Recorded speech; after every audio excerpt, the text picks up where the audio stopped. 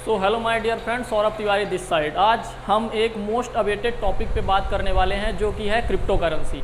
बहुत सारे लोगों ने मुझे कमेंट करके ये पूछा कि क्रिप्टो करेंसी क्या है, ब्लॉकचेन टेक्नोलॉजी क्या है, इस पे एक वीडियो बनाइए। क्रिप्टो माइनिंग क्या होती है, हम कैसे क्रिप्टो माइनिंग कर सकते हैं, या क्रिप्टो माइनर्स क्या होते हैं, वो कैसे पैसे अर्न करते हैं, सारी चीज़ें। और इंडिया में क्रिप्टो करेंसी लीगल है या नहीं है, क्रिप्टो करेंसी में हमें पैसे लगाने चाहिए या नहीं लगाने चाहिए, या लगा सकते हैं तो कैसे लगा सकते हैं, उसके क्या रिस्क है, क्या एडवांटेज है। आखिर दुनिया के इतने बड़े बड़े अमीर मिलेनियर्स बिलेनियर्स जब ये बोल रहे हैं कि क्रिप्टो करेंसी फ्यूचर है, ब्लॉकचेन फ्यूचर है, तो हम उसको कैसे समझे, एग्जैक्टली क्रिप्टो करेंसी क्या है। तो इस वीडियो में आज जो आपको इन्फॉर्मेशन मिलने वाली है, बहुत डीप नॉलेज आप जानोगे क्रिप्टो करेंसी के बारे में, ब्लॉकचेन टेक्नोलॉजी के बारे में। एग्जैक्टली आप समझ पाओगे बेसिक में कि ब्लॉकचेन है क्या, क्रिप्टो करेंसी है क्या, बिटकॉइन क्या है। तो अभी आपको इस वीडियो को पूरा एंड तक जरूर ध्यान से देख लेना है। बहुत सारी चीज़ें क्लियर करने वाले हैं, लीगल टेंडर क्या होता है और बहुत सारी चीज़ें कवर करेंगे हम इस वीडियो में। तो सबसे पहले बात ये आती है कि भाई क्रिप्टो करेंसी है क्या और इसकी ज़रूरत क्यों पड़ी, किसने इसे बनाया, ऐसा कौन सा व्यक्ति है जिसने क्रिप्टो करेंसी बनाया, और ऐसा कौन सा व्यक्ति है जो व्यक्ति क्रिप्टो करेंसी को हैंडल कर रहा है। मतलब यदि कोई एक स्टॉक होता है जिसमें आप पैसे लगाते हो, तो उसका एक कंपनी का ओनर होता है, डायरेक्टर होता है, एमडी होता है, सीईओ होता है, जो कंपनी को चला रहा होता है। अब कंपनी क्या करती है, प्रोडक्ट या सर्विस देती है जिससे वो रिवेन्यू आता है। यदि वो प्रॉफिट में है तो उसके शेयर प्राइस बढ़ते हैं, यदि वो लॉस में जा रही है तो शेयर प्राइस उसके घटते हैं। लेकिन क्रिप्टो करेंसी कैसे बढ़ रही है, क्या ये स्टॉक जैसे ही है, म्यूचुअल फंड जैसे कैसे है, क्रिप्टो करेंसी का बेस क्या है, क्यों हम इसमें पैसे लगाएं और पैसे इसके बढ़ कैसे रहे हैं, सारी चीज़ें एक वीडियो में कवर करने वाले हैं। तो सबसे पहले हम आपको बता दें कि 2008 की बात है, जब पूरे विश्व को ही समझो कि जो मार्केट है वो क्रैश हुआ था, बहुत ज़्यादा मार्केट क्रैश हुआ था, यूएस स्टॉक मार्केट बहुत ज़्यादा क्रैश हो गया था। उस समय जिन लोगों ने अपने पैसे लगाए थे मार्केट में, सब उनके पैसे डूब गए। अब होता क्या है, दो प्रकार की प्रॉब्लम थी। एक तो जितना भी पैसा लोगों के पास है, तो गवर्नमेंट को ये मालूम होता है कि किसके पास कितना पैसा है, क्योंकि इनडायरेक्टली सभी के पैन कार्ड्स होते हैं और सबका पैसा जो है बैंक अकाउंट में होता है, तो सबको पता होता है। तो इस तरह से यदि कोई एक जगह से दूसरी जगह बहुत ज़्यादा पैसा ट्रांसफ़र करना चाहता है और इनकम टैक्स देने से बच रहा है, तो गवर्नमेंट उसके ऊपर इनकम टैक्स की रेड कर देती। तो ऐसी चीज़ों को ख़त्म करने के लिए क्या ये करेंसी जो लाई गई वो सूटेबल है, या फिर किस चीज़ को ध्यान में रख के ये करेंसी लाई गई। तो 2008 में जब ये मार्केट क्रैश हुआ, तो ये लगभग 2009 की बात है जब क्रिप्टो करेंसी की शुरुआत हुई, और सतोशी नाकामोटो नाम के एक व्यक्ति ने क्रिप्टो करेंसी की शुरुआत की। मैं आपको बता दूं, चलो क्रिप्टो करेंसी शुरुआत करते हैं। क्रिप्टो करेंसी लिखी हुई है पहले से ही। अब सबसे पहले मैं आपको बता दूं कि क्रिप्टो करेंसी आपको पता ही होना चाहिए कि एक डिजिटल करेंसी है, ठीक है। अब ये डिजिटल तो बहुत आसानी से सब लोग बोल देते हैं, लेकिन डिजिटल करेंसी को एग्जैक्टली आप कैसे समझोगे वो मैं अभी आपको बताता हूँ, ठीक है। तो ये एक डिजिटल करेंसी है, ठीक है। 2009 में डायरेक्ट हिस्ट्री में आ जाते हैं। 2008 की स्टॉक मार्केट क्रैश की बात अभी छोड़ देते हैं। 2009 में पहली क्रिप्टो करेंसी बिटकॉइन बनाई गई। अच्छा, अब एक चीज़ और ध्यान रखो, बहुत सारे लोग हैं जो सोचते हैं कि क्रिप्टो करेंसी बिटकॉइन ही है, मतलब बिटकॉइन ही एक क्रिप्टो करेंसी है। तो आप बहुत ज़्यादा गलत सोच रहे हैं। देखो, बिटकॉइन ना एक पूरी करेंसी का एक क्रिप्टो करेंसी। अच्छा, क्रिप्टो करेंसी का मतलब समझ लो थोड़ा सा, तब तो समझोगे कि भाई ये बिटकॉइन उसका पार्ट कैसे हुआ। तो क्रिप्टो करेंसी का मतलब क्या होता है, क्रिप्टो करेंसी, ठीक है। अब क्रिप्टो करेंसी का मतलब क्या होता है, तो ये जो क्रिप्टो है ना, क्रिप्टो प्लस करेंसी से मिलके बना हुआ है। तो क्रिप्टो का मतलब होता है गोपनीय, यानी छुपा हुआ, इनक्रिप्टेड, गोपनीय, ठीक है, छुपा हुआ, या तो फिर इनक्रिप्टेड समझ लो। इनक्रिप्टेड आप व्हाट्सएप में अक्सर हर मैसेज में देखते हो, इंड टू इंड इनक्रिप्टेड। तो ये भी क्रिप्टो का मतलब होता है इनक्रिप्टेड, छुपा हुआ, गोपनीय, जिसे कोई देख नहीं सकता है, वो क्रिप्टो हो गया। और करेंसी का मतलब क्या हो गया, पैसे। तो छुपा हुआ पैसा जिसे कोई देख ही नहीं सकता है, वो हो गया क्रिप्टो करेंसी। तो ये चीज़ तो कब क्लियर हुई, क्रिप्टो करेंसी। तो ऐसे ही बहुत सारी क्रिप्टो करेंसी है, उसका एक पार्ट है बिटकॉइन। तो bitcoin is a part of crypto currency. Bitcoin crypto currency का एक पार्ट है, एक करेंसी है। ऐसे 5000 से ज़्यादा क्रिप्टो करेंसी मार्केट में है, ठीक है। 5000 प्लस क्रिप्टो करेंसी है मार्केट में, जिसमें से अप्रॉक्स 2000 प्लस क्रिप्टो करेंसी का यूज ही नहीं हो रहा है, मतलब लगभग बंद है, कोई बाइंग सेलिंग ही नहीं है। जैसे कुछ स्टॉक होते हैं उसी तरह से क्रिप्टो करेंसी है लगभग 2000 जिनका बाइंग सेलिंग हो ही नहीं रहा है। कुछ फेमस क्रिप्टो करेंसी हैं जिनको लोग खरीद रहे हैं, बेच रहे हैं, जिसमें से बिटकॉइन हो गया। अभी सारी चीज़ें बताता हूँ, ध्यान से देखो, पहले समझ लो कि क्रिप्टो करेंसी का ये पार्ट हो गया, बिटकॉइन हो गया, इथेरियम हो गया, ठीक है, लिब्रा हो गया, रिपल हो गया। रिपल को तो बहुत जगह मान्यता भी दे दी गई थी करेंसी के रूप में। रिपल हो गया, डॉज कॉइन हो गया, ठीक है। अब डॉज कॉइन के बाद और कौन सी करेंसी आती है, भी बहुत सारी है। कार्डानो हो गई, ठीक है। तो bitcoin, ethereum, Libra, Ripple, dog coin, Cardano, alt coin क्या होती है? अल्ट कॉइन एक ऐसी क्रिप्टो करेंसी है जो बहुत सारे करेंसी का, जो क्रिप्टो करेंसी, बहुत सारी क्रिप्टो करेंसी का एक ग्रुप है जिसे अल्ट कॉइन भी बोलते हैं। अल्ट कॉइन हो गई, लाइट कॉइन हो गई, है ना, टेथर हो गई। तो इस तरह से बहुत सारी 5000 से ज़्यादा क्रिप्टो करेंसी है, लेकिन ये है जिनका जर्नली नाम लिया जाता है और जो मार्केट में ज़्यादातर चल रही हैं। तो ये हो गई मुख्य रूप से क्रिप्टो करेंसी। अब बात आती है कि भाई 2009 में सबसे पहले बिटकॉइन बनाई गई। तो 2009 में जब बिटकॉइन बनाए गए तो इसे बनाया किसने? तो ये चीज़ यदि अभी आप लिख लिए हो तो ठीक है, मैं इसको अभी क्योंकि क्लियर करने वाला हूँ, है ना, तो नहीं लिखे हो तो लिख लो, फिर अपन यहाँ से शुरू करते हैं। तो 2009 में जब क्रिप्टो करेंसी की शुरुआत हुई तो क्वेश्चन ये आता है कि क्रिप्टो करेंसी को बनाया किसने? ठीक है, हर चीज़ किसी न किसी ने बनाई ही है, तो क्रिप्टो करेंसी को किसने बनाया? गर्मी थोड़ी ज़्यादा है। 2009 में पहली बिटकॉइन क्रिप्टो करेंसी बनाई गई जिसे सतोशी नाकामोटो नामक व्यक्ति ने बनाया था। ठीक है, सतोशी नाकामोटो नामक ने सबसे पहले क्रिप्टो करेंसी 2009 में बनाई। अब 2009 में क्रिप्टो करेंसी एक डिजिटल करेंसी है, उसको कोई जानता ही नहीं था। तो 2009 में इसकी वैल्यू लगभग 0 थी। ठीक है, क्योंकि कोई जानता ही नहीं था। अब किसी की डिमांड ही नहीं है तो उसकी वैल्यू 0 है। एक चीज़ मैं आपको कंफर्म कर दूं, यदि आपको कोई अच्छा है और ढंग से डीपली नॉलेज चाहिए तो आपको टाइम देना पड़ता है। बहुत सारे लोग शॉर्ट वीडियो देख के छोड़ देते हैं। यदि आपको कुछ ढंग से समझना है तो आपको एक डिटेल वीडियो देखना पड़ेगा। और दूसरी बात, यदि आप इस चैनल में पहली बार आए हो तो चैनल को सब्सक्राइब जरूर कर लो और साथ में बेल आइकन प्रेस कर लो, क्योंकि यहाँ पे जो आपको वीडियोज मिलने वाले हैं वो बहुत ही किसी भी टॉपिक के बारे में डेप्थ नॉलेज को लेकर मिलने वाले हैं। और इस चैनल में हम बहुत अच्छे वीडियो, आज यदि आप एक यूथ हो, यंग एज पे हो, तो आपके लिए ये चैनल बहुत हेल्पफुल हो सकता है। और कैसे आप फाइनेंशियल फ्रीडम को अचीव कर सकते हो, कैसे आप खुद का बिजनेस शुरू कर सकते हो, और बहुत अच्छे जो सफल लोग हैं जिन्होंने मार्केट में बहुत अच्छा पैसा कमाया या फिर वो बिजनेस में बहुत अच्छा पैसा कमा रहे हैं, उनके इंटरव्यू भी आपको यहाँ पे मिल जाते हैं देखने को। तो ओवरऑल इस चैनल को आप ज़रूर सब्सक्राइब कर लीजिए यदि आपको फ्यूचर में कुछ अच्छा बड़ा ग्रोथ करनी है। तो 2009 में इसका प्राइस था लगभग 0। क्रिप्टो करेंसी का नाम जो बना वो था बिटकॉइन। ठीक है, बहुत सारी चीज़ बतानी होती हैं और भी, लेकिन पता चले जब शुरू करा तो बहुत सारी चीज़ें छूट गई, है ना, तो उसको बाद में भी कवर कर सकते हैं। तो सबसे पहले ये समझ लो कि भाई क्रिप्टो करेंसी का इतना वैल्यू कैसे बढ़ रहा है, क्रिप्टो करेंसी का इतना नाम कैसे हो रहा है, क्या बात है जो इसके नाम को ज़्यादा बढ़ा रही है, ऐसी क्या चीज़ें हैं। तो उसको समझने के लिए आपको सबसे पहले तो ये समझना पड़ेगा कि भाई कैसे क्रिप्टो करेंसी बनाई किसने, हैंडल कौन कर रहा है। तो 2009 में क्रिप्टो करेंसी बनी, 0 था प्राइस। ठीक है, 2010 में सतोशी नाकामोटो ने इसे बनाया। ठीक है, 2010 में इसका प्राइस करीब 2.85 रुपीज़ था इंडियन रुपीज़ में। ठीक है, रुपीज़, ये बिटकॉइन का प्राइस मैं बता दूं आपको। बिटकॉइन का प्राइस 2010 में 2.85 रुपीज़ था बिटकॉइन का प्राइस। अब जबकि ये 2022 में 30 लाख से भी ऊपर हो गया, ठीक है।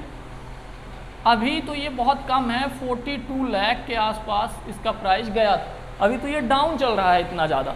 अभी समझो कि बिटकॉइन की प्राइस इतनी ज़्यादा बढ़ क्यों गई या इतनी ज़्यादा बढ़ क्यों रही है, बिटकॉइन इतना ज़्यादा फेमस क्यों हो रहा है, तो उसकी वैल्यू समझो अभी। तो बिटकॉइन प्राइस इंक्रीजेज, ठीक है। तो अब समझो कैसे इंक्रीज होने का सबसे बड़ा कारण क्या है। तो आपको हम बता दें कि बिटकॉइन, सबसे पहले तो एक चीज़ और क्लियर यहाँ पे कर दें कि बिटकॉइन जो है तो वो 21 मिलियन ही है अभी तक। एक ऐसी कॉइन है जो 21 मिलियन ही है टोटल। गवर्नमेंट का सेंट्रलाइज और डिसेंट्रलाइज क्या होता है, मनी और करेंसी क्या होता है, फिजिकल मनी और जो डिजिटल मनी है वो क्या है, ये सारी चीज़ें कवर करेंगे और इसको समझना भी आपके लिए ज़रूरी है। लीगल टेंडर क्या है, माइनिंग क्या है, ये सब हम कवर करेंगे। 21 मिलियन क्रिप्टो करेंसी ही इनके द्वारा बनाई गई, सतोशी नाकामोटो के द्वारा। अब ये इससे ना तो ज़्यादा हो सकती है ना कम, लगभग ये इतनी है, जिसमें से 18.5 मिलियन, ठीक है, मिलियन क्रिप्टो करेंसी की माइनिंग की जा चुकी है। मतलब इतनी क्रिप्टो करेंसी तो मार्केट में आ चुकी है, अभी कुछ आना बाकी है, तो ये माइनिंग इतने की हो चुकी है। तो ये समझो कि क्रिप्टो करेंसी की एक तो लिमिटेड है, वो इतनी ही है।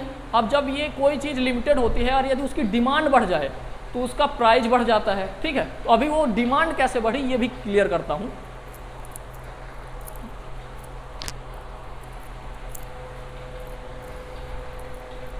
फैन तो चल रहे हैं क्लास में, लेकिन फिर भी गर्मी थोड़ी ज़्यादा रहती ही है अंदर।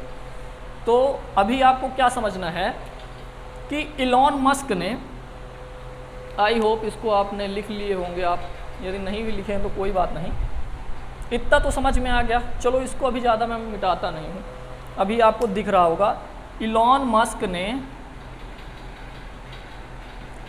मस्क, मुकेश अंबानी, ठीक है, दो ही नाम लेता हूँ, अंबानी, दो ही नाम लेता हूँ फिलहाल। इलॉन मस्क ने एक समय ये घोषणा कर दी कि भाई जो क्रिप्टो करेंसी है हम उसको एज अ करेंसी यूज करेंगे। मतलब यदि आपको टेस्ला की कार खरीदनी है तो क्रिप्टो करेंसी देके आप टेस्ला की कार खरीद सकते हो। इस एक न्यूज से लोगों को क्या लगा कि भाई अब तो क्रिप्टो करेंसी जो है रियल करेंसी बनने वाली है। अब रियल करेंसी क्या होती है तो उसके लिए आपको समझना पड़ेगा सेंट्रलाइज एंड डिसेंट्रलाइज क्या होता है, ठीक है, और लीगल टेंडर क्या होता है, उसको मैं भी अभी बताता हूँ। तो इलॉन मस्क ने कह दिया कि यदि टेस्ला की कार खरीदनी है तो आप जो है बिटकॉइन से खरीद सकते हो।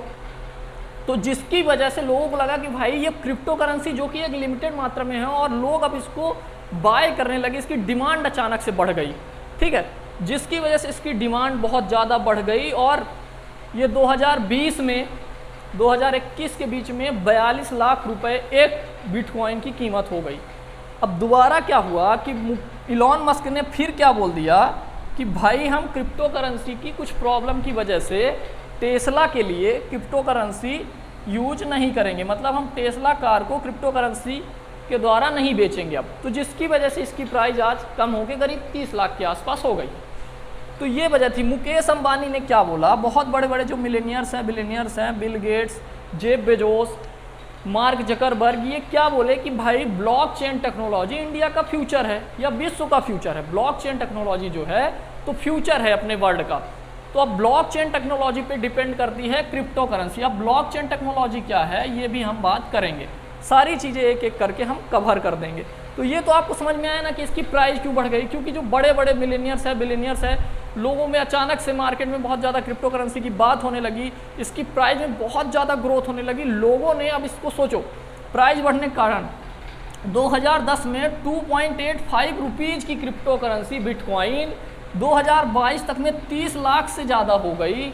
तो इतना ज़्यादा रिटर्न तो मार्केट भी नहीं दे सकता, ना तो दे पा रहा है। स्टॉक मार्केट की कोई भी इतना ज़्यादा रिटर्न आपको स्टॉक्स बना के नहीं दे पा रहे हैं। तो लोगों ने जब बिटकॉइन से बहुत ज़्यादा रिटर्न बनाना शुरू किया तो ये बहुत ज़्यादा डिमांड में आ गई।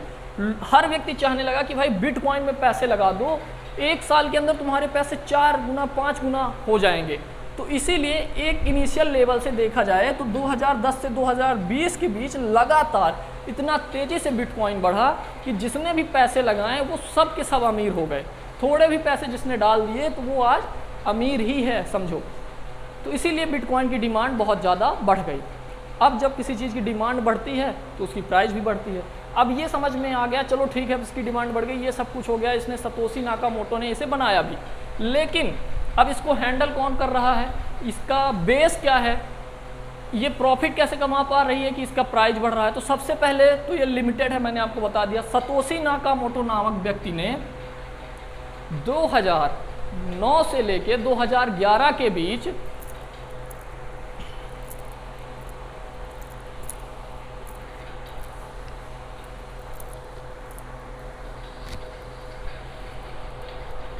गर्मी तो है लेकिन फिर भी सारी चीज़ें मैं कवर करता हूँ,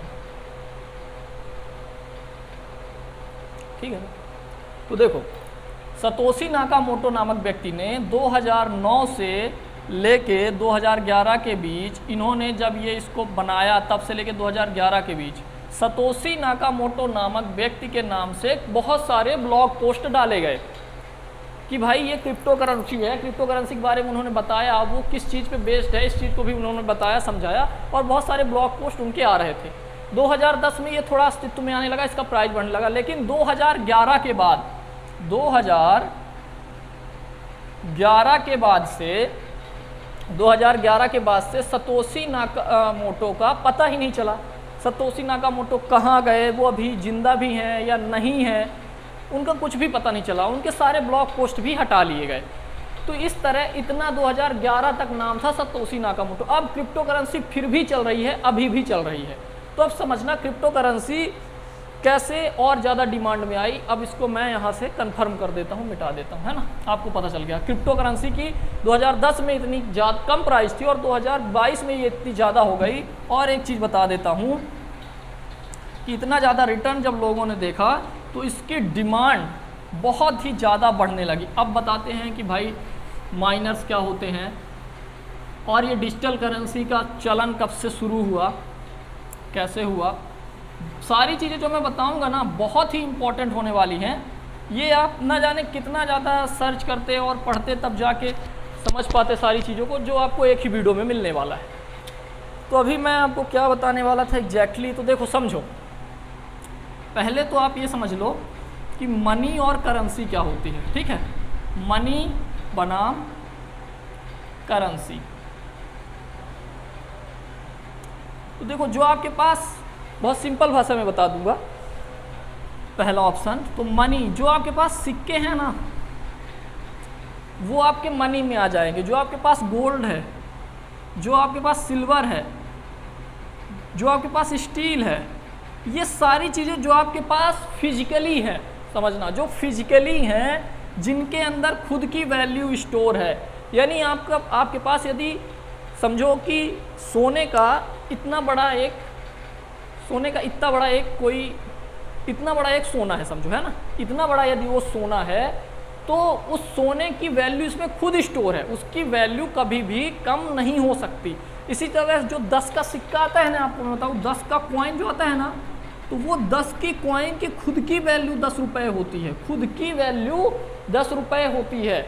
यदि एक सिल्वर का टुकड़ा है, एक स्टील का टुकड़ा है, तो उसकी खुद की वैल्यू उसमें स्टोर है, वो खुद में उतना वैल्यूएबल है ना। इसीलिए ये जो है, जो ये रियल पैसा है, ये रियल मनी कहलाता है, जिसकी वैल्यू उसमें खुद स्टोर है। लेकिन दूसरे केस में करेंसी क्या होती है, जैसे हमारे नोट्स हो गए, समझना। अब मान लो 2000 का नोट है, तो ये अभी तो 2000 का नोट है क्योंकि गवर्नमेंट इसको मान्यता दी हुई है। सोचो कल, जैसा अभी हुआ भी था, नोटबंदी हुई थी, तो यदि सोचो ये नोट कल गवर्नमेंट बंद कर दे। अब यदि आपके पास 2000 की बहुत ज़्यादा नोट है और आप इनकम टैक्स दे नहीं रहे थे, अचानक से बहुत ज़्यादा पैसा आप बैंक में जमा करने जाएंगे, जैसे कि प्रॉब्लम हुई थी, लोगों ने पैसे जला दिए लेकिन बैंक में नहीं जमा किए ताकि कहीं इनकम टैक्स की रेड ना पड़ जाए, काला धन ना बाहर हो जाए। तो इसीलिए ये 2000 की नोट यदि कल से बंद हो जाए तो इसकी वैल्यू 0 हो जाएगी। गवर्नमेंट बंद कर दी, इसकी वैल्यू 0, लेकिन इनकी वैल्यू गवर्नमेंट इंडिया बंद कर दी तो कर दी, लेकिन बाहर के देश में भी सोने की वैल्यू सोने जैसी ही मिलेगी, सिल्वर की वैल्यू सिल्वर जैसी मिलेगी, स्टील की वैल्यू स्टील जैसे मिलेगी, और जो कॉइन है, कॉइन की वैल्यू खुद में स्टोर होती है। वो कॉइन ऐसी चीज़ों से बना होता है, पहले तो चांदी के सिक्के बनते थे, तो वो जितने होते थे उनकी खुद की वैल्यू होती है। इसी तरह अब भी जो कॉइन्स बनते हैं उनकी खुद की वैल्यू होती है ना। तो ये होता है मनी और करेंसी, आप समझ गए। अभी मैं बता दूं कि सेंट्रलाइज और डिसेंट्रलाइज क्या होता है। सेंट्रलाइज्ड एंड डिसेंट्रलाइज्ड, ठीक है, सेंट्रलाइज और डिसेंट्रलाइज। तो सेंट्रलाइज वो करेंसी होती है जो गवर्नमेंट के द्वारा बनाई गई है, जिसे गवर्नमेंट ने बनाया है। यदि गवर्नमेंट नोट छाप रही है, देखो पहले क्या हुआ करता था, गवर्नमेंट केवल उतने ही नोट छाप सकती थी जितने उसके पास एसेट है।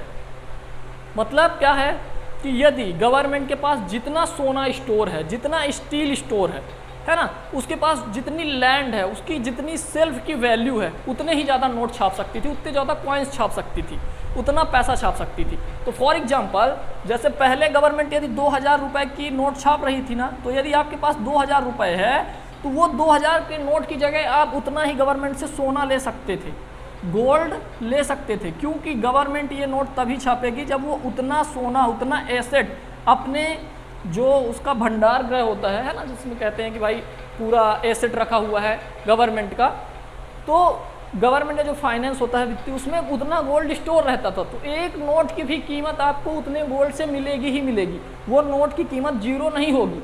लेकिन बाद में रूल्स बदले और गवर्नमेंट ने जितना चाहा उतना नोट छापना शुरू कर दिया। मतलब ये पावर गवर्नमेंट ने खुद ले ली कि हम जितना चाहें उतने नोट छाप सकते हैं। तो उससे प्रॉब्लम क्या हुई,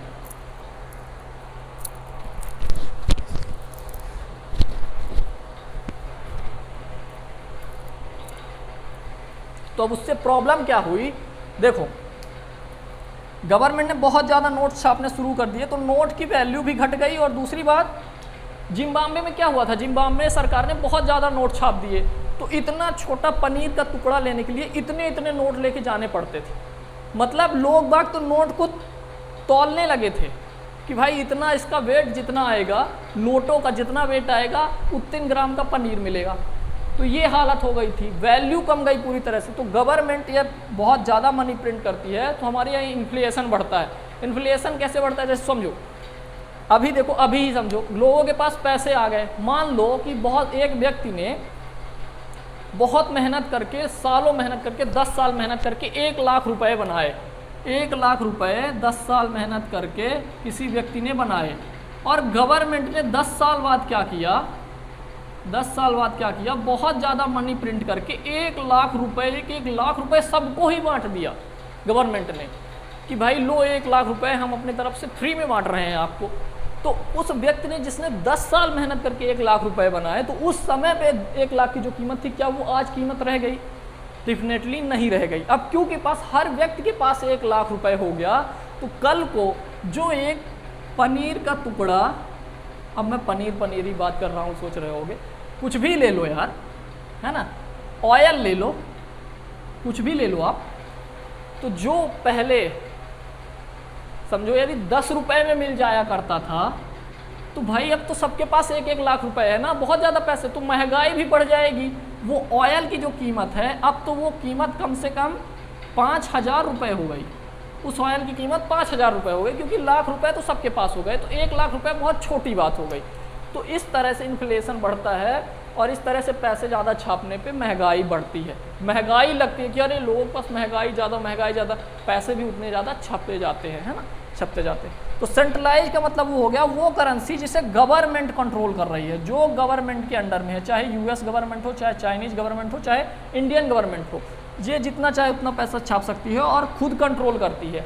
मतलब यदि आपका पैसा है तो गवर्नमेंट के कंट्रोल में ही रहेगा, आरबीआई के कंट्रोल में ही रहेगा, आप उसको बैंक अकाउंट में ही रखोगे, है ना, या कोई भी ऑनलाइन ट्रांजैक्शन करोगे तो उसमें गवर्नमेंट की पूरी नज़र रहती है। अब डिसेंट्रलाइज्ड वो करेंसी हो गई जिसमें कुछ भी, कोई भी बीच में हस्तक्षेप नहीं कर सकता, ये पूरी तरह से फ्री रहती है, इसमें गवर्नमेंट का कोई हस्तक्षेप नहीं है, और इसको गवर्नमेंट जो है कंट्रोल नहीं कर सकती, इसे तो गवर्नमेंट कंट्रोल कर। अब डिसेंट्रलाइज्ड करेंसी में क्या आ जाता है, क्रिप्टो करेंसी, ठीक है, क्रिप्टो करेंसी डिसेंट्रलाइज करेंसी में आती है, ठीक है, इसमें किसी का कंट्रोल नहीं है।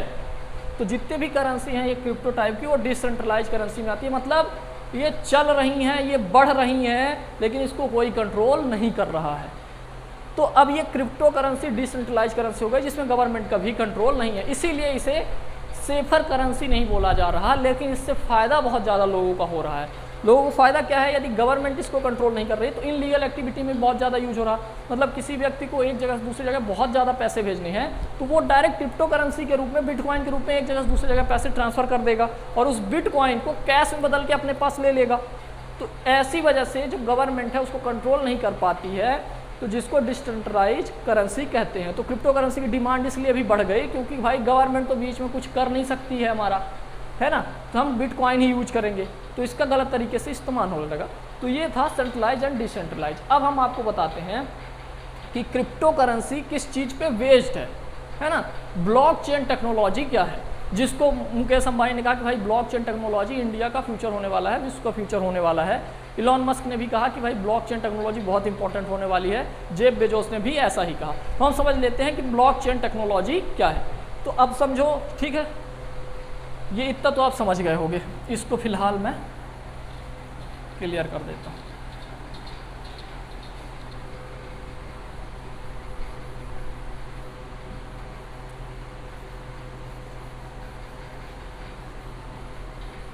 अब थोड़ा सा ये समझ लो कि लोगों को ये ज़्यादा प्री क्यों लगने लगी क्रिप्टो करेंसी, है ना। ये सारे ऑप्शन तो थे ही, बहुत सारे फ़ायदे थे, फ़ायदे भी हम अभी आपको बताएंगे कि क्या क्या मुख्य रूप से फ़ायदे थे, लेकिन सबसे ज़्यादा प्री क्यों लगने लगी ये भी बताता हूँ थोड़ा।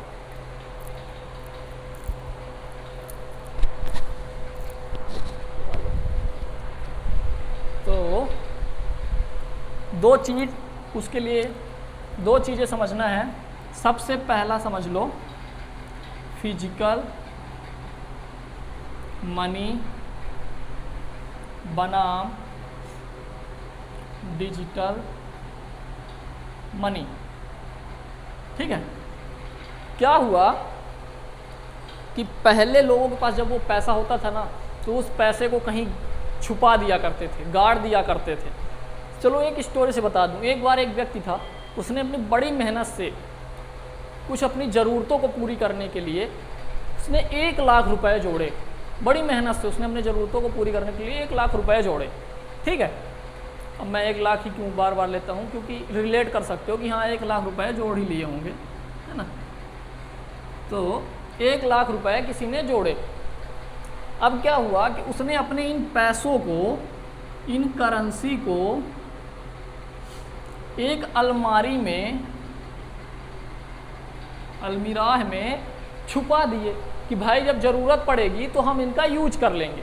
अब अलमारी में छुपा दिए, हुआ क्या कि उस व्यक्ति की करेंसी को चूहे खा गए यार।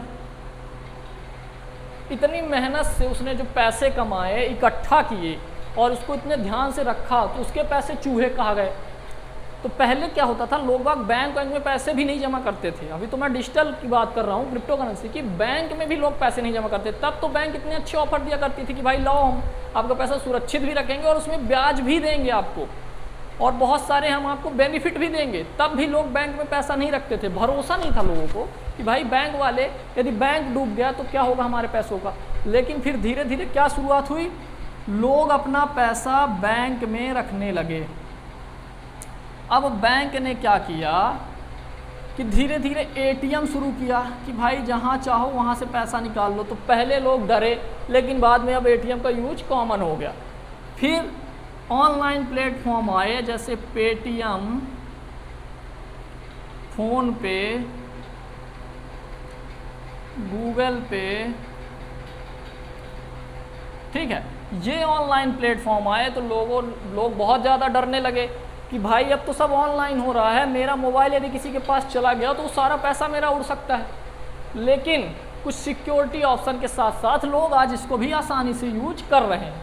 अब यहाँ से क्या आया, ऑनलाइन डीमैट अकाउंट। ये जो कोरोना वायरस था ना, इसने सब कुछ बदल के रख दिया। जो चीज़ें 10 साल बाद होनी थी उसने 10 साल पहले लाकर रख दी, डिजिटली कर दिया सब चीज़ों को। इतने ज़्यादा डीमैट अकाउंट खुले कि लोगों का जो अवेयरनेस था वो पिछले 2 साल में ही तो बढ़ा है पूरी तरह से। स्टॉक को लेके, है ना, स्टॉक को लेके जो है पिछले 2 साल में बढ़ा है। स्टॉक, म्यूचुअल फंड, ये सब पिछले 2 साल में बहुत ज़्यादा बढ़ा है। तो लोगों ने क्या किया, पहले तो डरे, लेकिन पहले लोग स्टॉक मार्केट, अरे वो सट्टा है, स्टॉक मार्केट में पैसा मत लगाना, पैसे डूब जाते हैं। आज देखो हर व्यक्ति को, भाई वो तो लगता है कि राकेश झुनझुनवाला वॉरेन बफेट से भी आगे हैं, पूरा पैसा भला ही गवा दे अपना, लेकिन मार्केट के बारे में तो सबको मालूम है यार। तो धीरे धीरे क्या हुआ, ऑनलाइन डीमैट अकाउंट के थ्रू स्टॉक और म्यूचुअल फंड में लोग पैसे बनाने लगे, रिटर्न की बात होने लगी, हर व्यक्ति रिटर्न की बात करने लगा कि भाई देखो मैं 18%, मैं 40%, मैं 50%, मैं 100%, किसी ने तो 1000% की बात कर दी। तो जब रिटर्न की बात होने लगी तो लोग दूसरी चीज़ों को भी सर्च करने लगे कि इससे ज़्यादा क्या रिटर्न बना के दे सकता है, भाई स्टॉक मार्केट से ज़्यादा ऐसी कौन सी चीज़ है जिससे रिटर्न बन सकता है। तो बात आई कि भाई ऐसी तो क्रिप्टो करेंसी है यार, क्रिप्टो करेंसी ने इतना ज़्यादा रिटर्न बना के दे दिया है कि पूछो नहीं, स्टॉक मार्केट भी फेल हो गया। इस तरीके से क्रिप्टो करेंसी की डिमांड बढ़ने लगी। ठीक है, अब क्रिप्टो करेंसी की डिमांड जब बढ़ने लगी तो इसको भी डिजिटली कर दिया गया। बहुत सारे लोगों को मालूम नहीं था कि इसको कैसे खरीदना है, तो इसके लिए भी डिजिटल कर दिया। बहुत सारे प्लेटफॉर्म आ गए, किसी भी प्लेटफॉर्म को रिकमेंड नहीं करने वाला हूँ। ठीक है, बहुत सारे प्लेटफॉर्म आ गए जहाँ से क्रिप्टो करेंसी को आप आसानी से खरीद सकते हो, बेच सकते हो। अब क्रिप्टो करेंसी डिजिटल एक करेंसी है, तो जैसा कि मैंने बताया, लोगों ने कहा कि भाई क्रिप्टो करेंसी एक तो लिमिटेड है, डिमांड बढ़ गई तो उसकी प्राइस भी बढ़ गई, और लोगों ने इसको जो है तो लीगल कर दिया बहुत सारे लोगों ने। अब क्रिप्टो करेंसी इंडिया में क्या है, लीगल है या नहीं, ये चीज़ भी समझ लो। ब्लॉकचेन भी समझाऊंगा यार, थोड़ा सा ना शुरुआत से लेके बेसिक और डीप नॉलेज ले रहे हैं, धीरे धीरे हर चीज़ समझ लो तो ओवरऑल बहुत अच्छे तरीके से पूरे क्रिप्टो करेंसी के कॉन्सेप्ट को समझ जाओगे। अब क्रिप्टो क्या है ऐसे थोड़ा बता दूं, ब्लॉकचेन क्या है ऐसे बता के कुछ भी छोड़ दूं, ऐसे में मज़ा नहीं आता ना। इसीलिए कहता हूँ इस चैनल में आए हो पहली बार तो चैनल को ज़रूर सब्सक्राइब कर लेना, क्योंकि जो यहाँ पे आपको कंटेंट मिलने वाला है बहुत ही शानदार लेवल का कंटेंट मिलने वाला है। तो ये चीज़ हो गई। तो इसीलिए क्रिप्टो करेंसी को भी लोग अब आसानी से खरीद रहे हैं। लोग बोल रहे हैं कि यार तुम्हारे पास कुछ एक्स्ट्रा पैसे हैं ना, तो क्रिप्टो करेंसी में डाल दो, ऐसे पैसे डाल दो कि जो नहीं बढ़े, जीरो भी हो गए तो तुम्हें फ़र्क नहीं पड़ता। तो लोग डालने भी शुरू कर, चलो भाई 1000 रुपये तो मैं भी डाल सकता हूँ, क्या पता वो 2 रुपये से 30 लाख पहुँच गया तो 1000 रुपये से मेरा करोड़ों पहुँच सकता है। तो इसीलिए लोग इसमें पैसे डालने लगे। तो फिजिकल करेंसी की प्रॉब्लम क्या थी कि लोगों का पैसा खराब हो जाता था, चूहे काट लेते थे, कुछ भी हो जाता था, कहीं वो छुपा के रख दिए तो वो इधर उधर हो जाता था। तो इस वजह से अब लोग सारी चीज़ें डिजिटल कर दिए। अब डिजिटल करेंसी यूज करना लोगों की आदत हो गई है। फ़ोन पे, गूगल पे में जो ज़्यादा ट्रांजैक्शन है वो कैश से ज़्यादा हो रहे हैं। ठीक, तो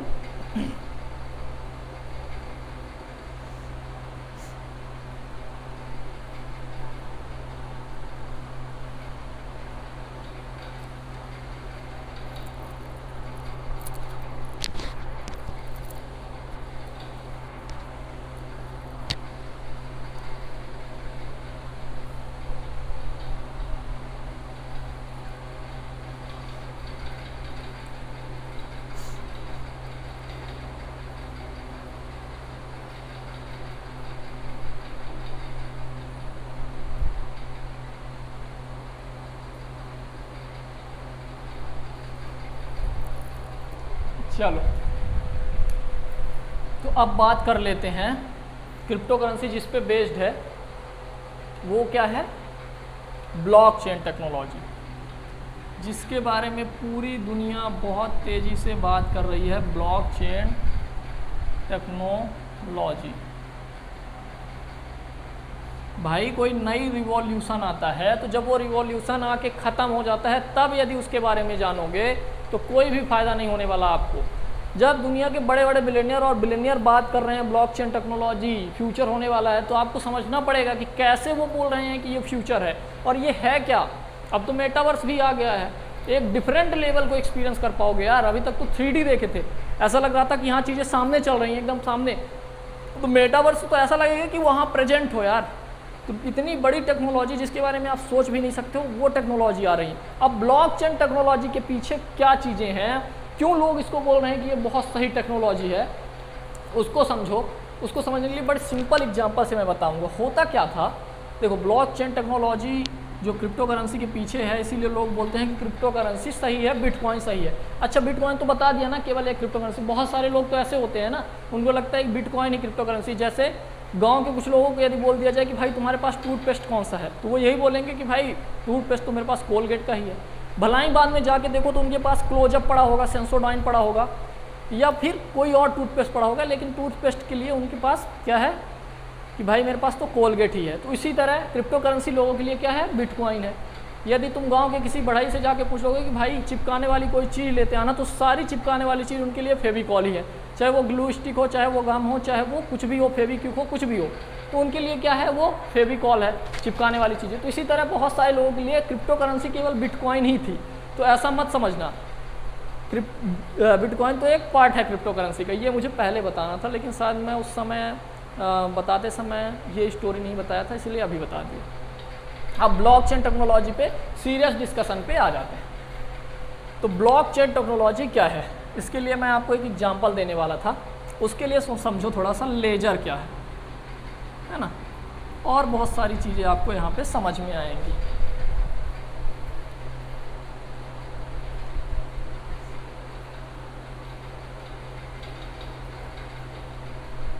ठीक, लेजर समझो। तो समझो एक अकाउंट है। पहले क्या होता था, हर्षद मेहता वेब सीरीज देखे हो, यदि नहीं देखो हो तो देख लेना, ठीक है। फालतू की पिक्चर देखने से तो अच्छा है कि हर्षद मेहता वेब सीरीज देख लो, ठीक है। हर्षद मेहता वेब सीरीज में 5,000 करोड़ का घोटाला होता है। 5,000 करोड़ का घोटाला होता है, हर्षद मेहता करता है। कैसे हो गया ये घोटाला, आप समझो कैसे। ये लेजर क्या होता है, लेजर का मतलब होता है अकाउंट को मेंटेन करके रखना, खाते को मेंटेन करके रखना, जो कि पूरा उसको सही तरीके से देखता है, रिकॉर्ड चेक करता है, मेंटेन करता है। तो कैसे समझो, मान लो ये राम है और ये श्याम है। अब राम के पास 10 बिटकॉइन है, ठीक है। अब बिटकॉइन क्रिप्टो करेंसी आज इतनी पावरफुल कैसे हो गई, ब्लॉकचेन टेक्नोलॉजी कैसे इतनी पावरफुल हो गई कि लोग इसको फ्यूचर बोलने लगे। उसको डिटेल में समझो कैसे, है ना, क्या कॉन्सेप्ट है। मान लो राम के पास 10 बिटकॉइन है, श्याम के पास अभी एक भी नहीं है। श्याम ने राम का कुछ काम किया, तो राम ने क्या किया कि श्याम को 2 बिटकॉइन दे दिए, ठीक है। अब जब श्याम के पास 2 बिटकॉइन हो गए तो राम के पास 8 बिटकॉइन बचे और श्याम के पास 2 बिटकॉइन बचे, मतलब 2 बिटकॉइन हो, ठीक। अब इसी तरह श्याम ने जो है एक नेक्स्ट पर्सन सुरेश को 1 बिटकॉइन दे दिया। अब राम के पास तो 8, श्याम के पास 2, श्याम के पास 1। देखो अभी गड़बड़ी हो गई ना, रिकॉर्ड में 2 कर दिया था मैंने, जबकि 1 ही बचा था। और सुरेश के पास 1 हो गए। हुआ क्या कि ये तो अकाउंट का फॉर्म था, इसमें हमने चढ़ाया। अब यदि यही बिटकॉइन बहुत बड़े लेवल पे इधर उधर ट्रांजैक्ट हो, जैसे SBI में क्या हुआ था कि बड़े बड़े लेवल के ट्रांजैक्शन होते थे और केवल रिकॉर्ड में उसे शो करना होता था, तो एक व्यक्ति ने 5,000 रुपये करोड़ दे के उसकी एक नकली VR उसको मिल गई और उसने 5,000 करोड़ जो है तो उसमें केवल लिख दिए और वो अकाउंट में आया नहीं, गवर्नमेंट के उसके पास आया नहीं, उसने शो कर दिए। तो क्या हुआ कि ये क्रिप्टो करेंसी जिसने बनाई उसने क्या सोचा कि भाई ये समझ लो कि आपके पास, या कोई एक सिंपल भाषा में समझने के पास, यदि 10 क्या ले लूँ, 10 चॉकलेट ले लेता हूँ। मान लो 10 चॉकलेट थी राम के पास, ठीक है। समस्या क्या हुई भाई, क्रिप्टो करेंसी को तो डिजिटली लाना था ना, तो डिजिटली में समस्या सबसे ज़्यादा क्या है कि 10 चॉकलेट थी। अब मैंने 10 चॉकलेट यदि डिजिटली श्याम को भेज दी राम ने, तो श्याम ने क्या किया कि राम ने तो 2 भेजी श्याम को, तो श्याम ने क्या किया, उस 2 को कॉपी करके 100 बना लिए। कॉपी कर लिया भाई, डिजिटल है, डिजिटली कुछ आपको भेजा जाए तो आप उसको कॉपी करके कितना भी ज़्यादा कर सकते थे।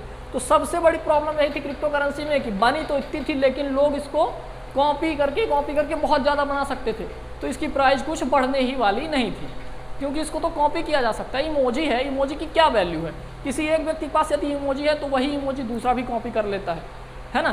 तो इसीलिए क्या था कि ये कॉपी कर सकते, तो सबसे पहले तो ये प्रॉब्लम थी कि कोई कॉपी ना कर सके, तो उसके लिए क्या यूज किया जा सकता है। तो ऐसे ही था कि मान लो हमने इनको ये भेजा और गलती से रिकॉर्ड में भी गलत चढ़ गया या किसी ने कॉपी दूसरी तरह से अलग कर दिया, तो इसको मेंटेन करने के लिए क्या ज़रूरी था कि जितनी भी बिटकॉइन है 21 मिलियन, किसके पास कितनी है, कितनी की माइनिंग हो रही है, उसको जो है अभी यहाँ पे मैंने बताया कि यहाँ पे क्या प्रॉब्लम हो सकती थी बिटकॉइन के साथ, कि किसी को हमने एक भेजा, उसने कॉपी कर लिया, या उसने जो खाता चढ़ाने वाला है, यदि खाता चढ़ाने वाला कोई एक व्यक्ति होता, कोई एक सिस्टम होता, तो उसको मैनिपुलेट कर सकता था। एक व्यक्ति था तो मान लो गलत तरीके से चढ़ा दिया, किसी के उसमें कितना भी चढ़ा दिया। तो ये सारी प्रॉब्लम से बचने के लिए और इसको एक वर्ल्ड वाइड यूज करने के लिए बिटकॉइन को क्या प्रोसेस शुरू करी और कौन सी टेक्नोलॉजी लाई गई, वो थी ब्लॉकचेन टेक्नोलॉजी। और लेजर क्या था, लेजर ये खाता को मेंटेन करने का एक प्रोसेस है जो कि इसका एक पार्ट है। अब क्या हुआ यहाँ पे मैं आपको बता दूँ, ठीक है, चलो इसे लिखे रहने दो। इसमें क्या हुआ कि यदि अभी ये केवल एक सिस्टम में होता, मान लो एक कंप्यूटर में होता, एक सिस्टम में होता, तो कोई भी व्यक्ति उस सिस्टम में बैठ के इसको चेंज कर सकता था, ठीक है। इसने क्या ट्रांसपेरेंसी रखी, इसने क्या ट्रांसपेरेंसी रखी कि सेम डाटा ट्रांसपेरेंट रूप में सारे कंप्यूटर में दिखेगा, कोई इसको कहीं से भी एक्सेस कर सकता है।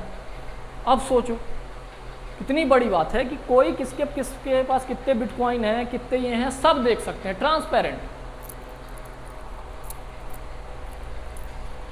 है ना, सबके सिस्टम में जा सकता है, लोगों ने, सब लोग जितने भी लोग हैं सब इसको देख सकते हैं, ट्रांसपेरेंट सिस्टम। तो अब इसमें प्रॉब्लम ये हुई कि भाई किसके पास कितना पैसा है, समझो बिटकॉइन को एक पैसा समझ लो। क्या प्रॉब्लम हुई कि किसके पास कितना पैसा, कितनी बिटकॉइन है, यदि ये सबको दिखने लगा तो लोग जान जाएंगे कि भाई इसके पास इतने बिटकॉइन है, उसका नाम आ जाएगा। हो सकता है गवर्नमेंट उसको इनकम टैक्स की रेट डाल दे या टैक्स स्लैब में डाल दे, कुछ भी कर दे, लोग उसके साथ फ्रॉड कर सकते हैं, कोई मारपीट हो सकती है, कोई दुर्घटना हो सकती है, क्योंकि हर व्यक्ति के पास जब ये सिस्टम अवेलेबल है, जैसे बैंक का जो डाटा होता है, तो बैंक के पास कितना पैसा आ रहा है, किसके द्वारा कितना है, किसके नाम से कितना जमा है, ये तो सबको नहीं दिखता है ना। तो इसीलिए बैंक में गड़बड़ी हो गई, SBI में 5,000 करोड़ की, उसने खाते में गलत तरीके से चढ़ा दिया और अकाउंट में गया ही नहीं। तो प्रॉब्लम दो प्रकार की थी। इसने क्या किया कि भाई अब हम ऐसा कर देंगे कि इस चीज़ को, जो भी ट्रांजैक्शन हो रहे हैं सारी जगह हम कर देंगे, सारे सिस्टम में कर देंगे। तो क्या होगा कि यदि कोई व्यक्ति कहीं एक सिस्टम से चीज़ों को बदलने का प्रयास करेगा, जैसे यदि राम के पास 2 हैं बिटकॉइन बचे हैं और राम गलत तरीके से अपने सिस्टम के द्वारा या थोड़ा सा और पावर लगा के और सिस्टम के द्वारा 4-6 सिस्टम के द्वारा अपने 2 बिटकॉइन को यदि 8 बिटकॉइन में बदलना चाहे तो वो नहीं बदल पाएगा, क्योंकि ये पूरा सिस्टम बहुत बड़े कंप्यूटर सिस्टम से, हर जगह के कंप्यूटर सिस्टम से ट्रांसपेरेंटली जो है तो कनेक्टेड है ना, एक ब्लॉक के रूप में पूरी ब्लॉक चेन कनेक्टेड है। अब ये ब्लॉक चेन कैसे बना, मैं अभी आपको समझा रहा हूँ, 2 प्रकार की चीज़ें बता। तो क्या होता है, जैसे मान लो एक ये सेंडर हो गया, ठीक है, सेंडर हुआ, और ये मान लो हो गया रिसीवर, ठीक है, सेंडर और रिसीवर। तो ये जो सेंडर मान लो कितने भी बिटकॉइन भेज रहा है, 10 बिटकॉइन रिसीवर को, तो इनके और इनके इंफॉर्मेशन में 10 बिटकॉइन ट्रांसफ़र हुए इस व्यक्ति के द्वारा और इस व्यक्ति के पास पहुँचे। ये एक ऐसे ब्लॉक बन जाएगा जिसमें इंफॉर्मेशन स्टोर रहेगी सेंडर की और इस रिसीवर की, जो कि इनक्रिप्टेड होगा, जिसे कोई नहीं देखेगा। ये एक ब्लॉक हो गया, ठीक है, ये एक ब्लॉक हो गया। अब ये ब्लॉक हो गया जिसमें ये सेंडर मान लो राम है, तो बैंक में इसका नाम राम ही दिखेगा, लेकिन यहाँ पे सेंडर का नाम ABCDEFGH कुछ भी हो सकता है, कोडेड फॉर्म में रहेगा। सेंडर का नाम भी कोडेड फॉर्म में, और DCEBJ कुछ भी हो गया ये रिसीवर का, तो दोनों का नाम इनक्रिप्टेड और कोडेड फॉर्म में रहेगा। तो हर व्यक्ति को ये तो दिखेगा कि इसके द्वारा ABCD के द्वारा DHGK को 10 बिटकॉइन भेजे गए, लेकिन ये कोडेड फॉर्म में है, तो कोई ये नहीं जानेगा कि भाई ये है कौन, तो नाम नहीं समझ में आएगा और बिटकॉइन को ट्रांसफ़र किया जाएगा। तो ऐसे ये एक ब्लॉक बन गया पूरे इंफॉर्मेशन का। अब ये एक इंफॉर्मेशन सारे कंप्यूटर सिस्टम से मैच होगी, उसमें बताएगा कि भाई सेंडर ने इतने उसको भेज दिए, तो जब सेंडर ने भेजे तो इसके पास इतने घट गए, इसके पास इतने बढ़ गए, वो एक ब्लॉक बन गया। इसी तरह बहुत सारे लोग खरीदते बेचते हैं, और ये एक ऐसा ब्लॉक, एक ऐसा ब्लॉक, एक ऐसा ब्लॉक, और एक ऐसा ब्लॉक, फिर ऐसा ब्लॉक, फिर ऐसा ब्लॉक, और ये ब्लॉक जो है तो बनते चले गए। तो इसी पूरे ब्लॉक से मिलकर एक बहुत बड़ी ब्लॉकचेन टेक्नोलॉजी बन गई, जो बहुत सारे कंप्यूटर सिस्टम से कनेक्टेड है। लोग क्या बोलते हैं कि बहुत सारे सिस्टम से कनेक्टेड है, डिजिटली है ब्लॉकचेन। तो ब्लॉकचेन टेक्नोलॉजी को समझ लिए, हर एक ब्लॉक में एक पर्टिकुलर इंफॉर्मेशन होती है लोगों की, कोडेड फॉर्म में, इनक्रिप्टेड, जिसको कोई नहीं देख सकता। और इसी तरह के बहुत सारे लोग हैं, है ना, तो उनके सबके एक ब्लॉक बन जाते हैं। आप अभी नए शुरू करोगे तो आपकी भी इंफॉर्मेशन एक ब्लॉक में बन जाएगी, और उसी ब्लॉक में जो उसी पूरी ब्लॉकचेन में ऐड हो जाएगी। तो ये पूरी हो गई ब्लॉकचेन टेक्नोलॉजी। तो ये तो समझ में आ गया कि ब्लॉकचेन टेक्नोलॉजी क्या है। अब दूसरी बात, जो प्रॉब्लम क्या आ रही थी कि कॉपी किया जा सकता है, तो कॉपी ना किया जा सके उसके लिए इन्होंने क्या किया कि सारे ही सिस्टम को कनेक्ट कर दिया, है ना, कि भाई इसके पास इतने हैं, इसके पास इतने हैं, तो कोई भी व्यक्ति कॉपी करेगा तो पूरे सिस्टम जो है उसको वेरीफाई नहीं करेंगे, एरर आ जाएगा और पता चल जाएगा भाई इसने गलत तरीके से ये कर रहा है, और वो ऐसा नहीं कर पाएगा क्योंकि वेरीफाई ही नहीं होगी। उसके पास 10 है तो 10 ही रहेंगी। तो इसलिए उसने सारे सिस्टम से इसको कनेक्ट कर दिया। अब सारे सिस्टम से कनेक्ट, दो प्रॉफिट किया। अब जब सारे सिस्टम से कनेक्ट हो गए, जैसे कि बैंक में ऐसा होता है कि भाई बैंक में कौन भेजा, कौन वो किया, ये बैंक को पता होता है, लेकिन यहाँ पे किसी को नहीं पता होता है। Encrypted, sender to buyer, sender to buyer, buyer to sender. Okay, तो अब तो क्या हुआ कि सबके पास ये इन्फॉर्मेशन है कि भाई इसके पास ये है, इसके पास ये है, लेकिन उस चीज़ को इन्होंने कोडेड फॉर्म में कर दिया। कोडेड फॉर्म में कर दिया कि कोई व्यक्ति का जो नाम है, उसका नाम, पहचान, उससे कुछ मतलब ही नहीं है, बस यहाँ से वहाँ तक बिटकॉइन डायरेक्ट ट्रांसफर हो जाएंगे। तो दोनों प्रॉब्लम खत्म हो गई। अब कोई व्यक्ति फ्रॉड नहीं कर सकता। कोई व्यक्ति क्रिप्टो करेंसी, यदि 21 मिलियन बिटकॉइन बने हैं तो 21 मिलियन ही रहेंगे। कोई कॉपी नहीं कर सकता, मैनिपुलेट नहीं कर सकता, बढ़ा घटा नहीं सकता। जैसे कि SBI में हर्षद मेहता ने 5000 करोड़ के फ्रॉड कर दिए थे, तो यहाँ पे कोई बढ़ा घटा नहीं सकता। दूसरी बात, जब सब जगह अवेलेबल रहेगी तो सबका नाम आएगा, तो उस नाम को इन्होंने कोडेड फॉर्म में और इंक्रिप्टेड फॉर्म में कर दिया, और वो सारी जानकारी ब्लॉक्स के रूप में सारे सिस्टम में स्टोर होती गई, और इसी पूरे ब्लॉक से एक ब्लॉकचेन बन गई, जिसको ब्लॉकचेन टेक्नोलॉजी कहते हैं, जो बहुत सारे कंप्यूटर सिस्टम से कनेक्टेड है। अब आप कितने बिटकॉइन का ट्रांसफर हो रहा है, कितना आ रहा, कितना जा रहा है, ये अभी भी बहुत सारी ऐसी वेबसाइट हैं जिसमें आप जाके आसानी से ये चीज़ें देख सकते हैं। तो ब्लॉकचेन टेक्नोलॉजी समझ में आ गई। अब आपको ये समझना है कि क्रिप्टो माइनिंग क्या होती है या क्रिप्टो माइनर्स क्या होते हैं। ब्लॉकचेन टेक्नोलॉजी को आई थिंक मैंने बहुत आसान तरीके से समझा दिया है आपको। इसमें लोगों को बहुत ज़्यादा प्रॉफिट होने लगा। किसी को 100 करोड़ रुपए भेजने हैं तो 30 करोड़ तो गवर्नमेंट का टैक्स कट जाता था, तो उसने ये किया कि भाई मैं बिटकॉइन के थ्रू भेज देता हूँ, वहाँ तुम कैश करा लेना, है ना। तो इसीलिए, और लीगल टेंडर क्या होता है ये भी बताया। इसीलिए ब्लॉकचेन टेक्नोलॉजी को लोग यूज करने लगे और क्रिप्टो करेंसी को यूज करने लगे इस वजह से। लेकिन ब्लॉकचेन टेक्नोलॉजी का लोग क्रिप्टो करेंसी को तो सही इतना ज़्यादा नहीं बोल रहे हैं, लेकिन ब्लॉकचेन टेक्नोलॉजी को क्यों सही बोल रहे हैं, उसकी वजह क्या है कि एक तो जो चीज़ बनी है उसको आप कॉपी नहीं कर सकते, और दूसरा वो जो भेज रहा है, जो खरीद रहा है, उसका रियल नाम शो नहीं होगा, कुछ पता ही नहीं चलेगा, सब कोडेड फॉर्म में होगा, इनक्रिप्टेड होगा, और सारे कंप्यूटर सिस्टम से कनेक्टेड होगा। तो हर कोई देख सकता है क्या कितना ट्रांसफर हो रहा है, लेकिन ये नहीं जान सकता कि वो किसके नाम से ट्रांसफर हो रहा है। तो सबसे बड़े बड़े लोगों को इससे बहुत ज़्यादा फायदा है यार। तो ये हो गया ब्लॉकचेन टेक्नोलॉजी, ठीक है।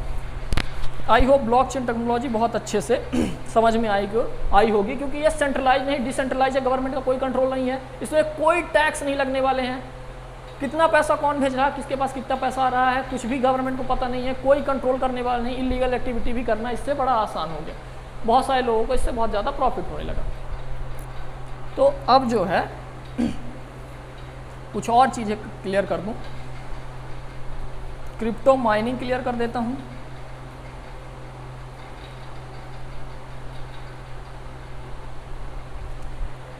क्रिप्टो माइनिंग क्लियर कर देता हूं, उसके बाद इसके प्रॉफिट एंड लॉस क्लियर कर देता हूँ,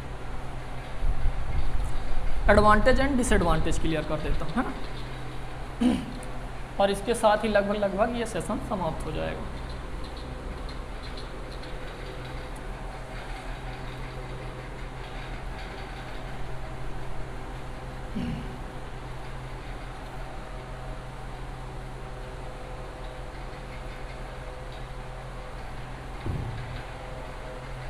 चलो,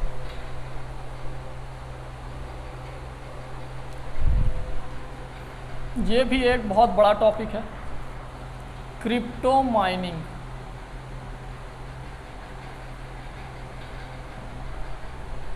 ठीक, इसको भी बड़े आसान भाषा में समझाऊंगा, इतनी आसान भाषा में कि अभी तक आपको किसी ने नहीं बताया होगा यदि आपने सर्च किया है तो। ठीक है,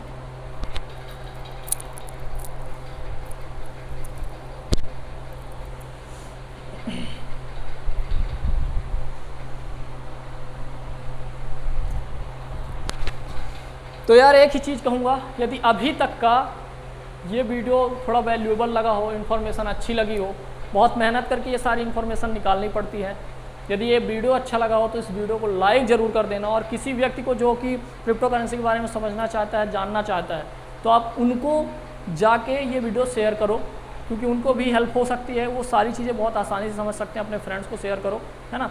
और वीडियो यदि अच्छा लगा हो तो लाइक ज़रूर कर दो यार।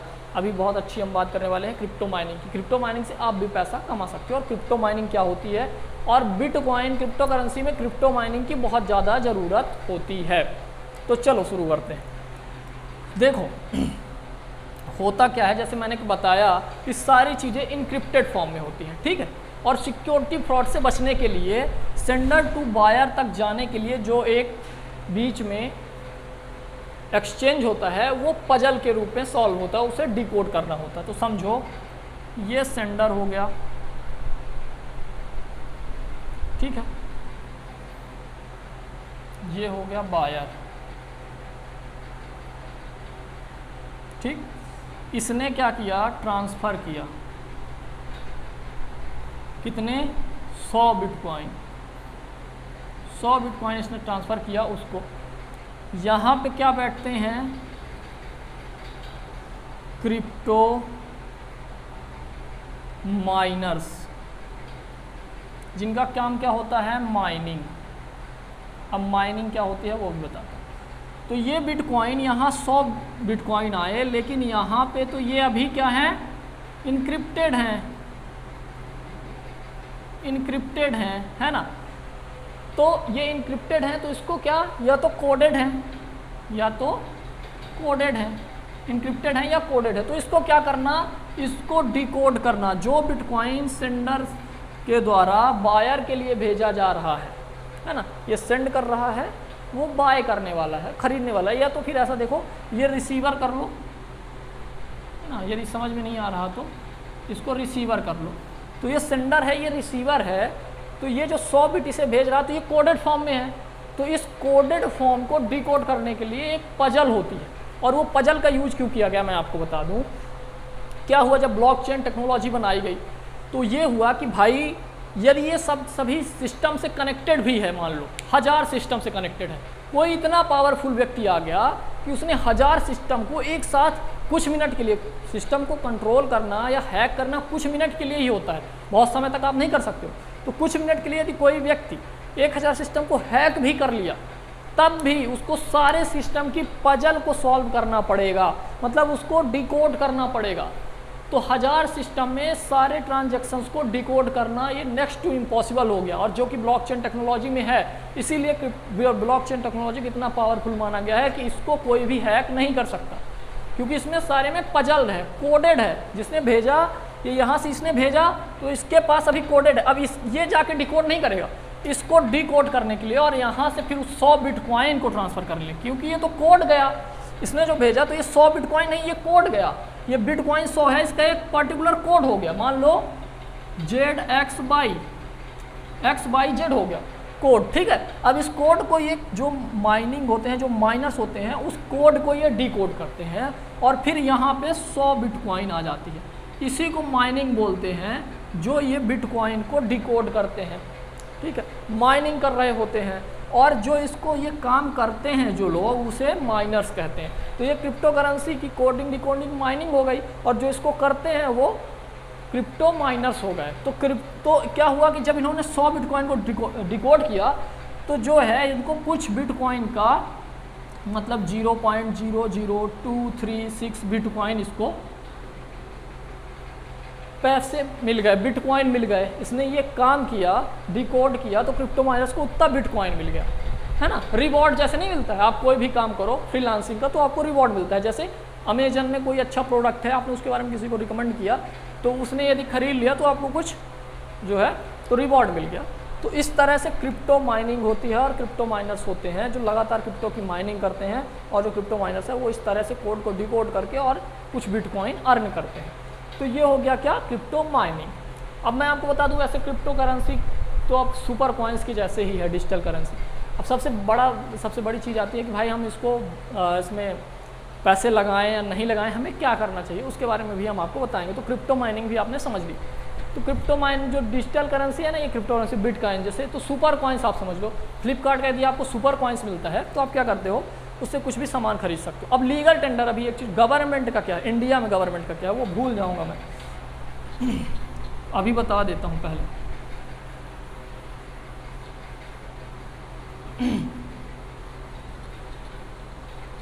चलो, तो क्या हुआ, क्रिप्टो माइनिंग कंप्लीट हो गई।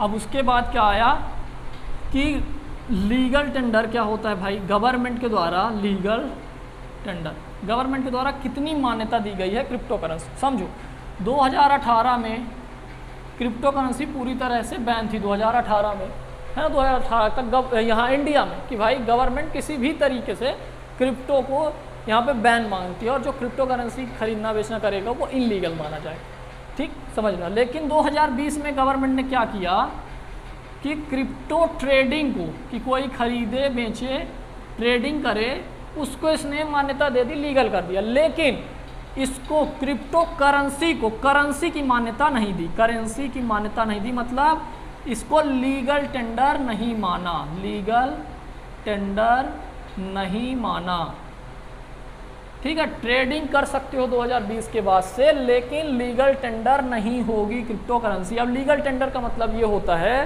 कि ऐसी करेंसी जैसे जो सेंट्रलाइज्ड करेंसी होती है, जो सेंट्रलाइज्ड करेंसी होती है वो लीगल करेंसी होती है, हर देश में अपनी अपनी लीगल करेंसी। मतलब उससे आप किसी भी स्टोर में जाके, जैसे जो गवर्नमेंट पैसे छापती है, आरबीआई पैसे छापती है, वो 100 का नोट है, 200 का नोट है, 50 का है, 5 का है, 10 का है, आप उससे जाके इंडिया के किसी भी कोने में कुछ भी खरीद सकते हो, है ना, क्योंकि वो सेंट्रलाइज करेंसी है, आरबीआई ने छापी है और वो लीगल टेंडर है गवर्नमेंट का। लेकिन क्रिप्टो करेंसी का यूज करके, चूंकि गवर्नमेंट ने इसको लीगल टेंडर नहीं माना, तो आप क्रिप्टो करेंसी से यानी बिटकॉइन से कुछ भी नहीं खरीद सकते हो, केवल ट्रेडिंग कर सकते हो, है ना। कोई भी चीज़ को बिटकॉइन का यूज करके आप नहीं खरीद सकते हो। इस तरह से इसको करेंसी गवर्नमेंट के द्वारा नहीं माना गया। जैसे सुपर कॉइन्स होते हैं जो, तो सुपर कॉइन्स को आप फिजिकली तो लेके खरीद नहीं सकते हो, लेकिन हाँ फ्लिपकार्ट अमेजन से जाके कुछ खरीद सकते हो। लेकिन इस डिजिटल करेंसी को किसी भी तरीके से किसी भी यूज में आप नहीं ला सकते हो, बिटकॉइन को नहीं ला सकते हो। अब बिटकॉइन को आप कैश में विड्रॉ कर लो, फिर उस कैश से अपने यहाँ कुछ भी खरीदते रहो, वो बात अलग है। लेकिन बिटकॉइन का यूज करके, जैसे सुपर कॉइन्स का यूज करके फ्लिपकार्ट से या अमेजन से आप कुछ भी खरीद सकते हो, उसका कहीं और भी यूज कर सकते हो। लेकिन ये सुपर कॉइन्स भी एक डिजिटल करेंसी है, लेकिन बिटकॉइन का पर्सनली यूज करके आप इंडिया में कुछ भी नहीं खरीद सकते हो। पहले उसको कैश कराओ, इंडियन रुपीज़ में कन्वर्ट करो, उसके बाद यूज करो।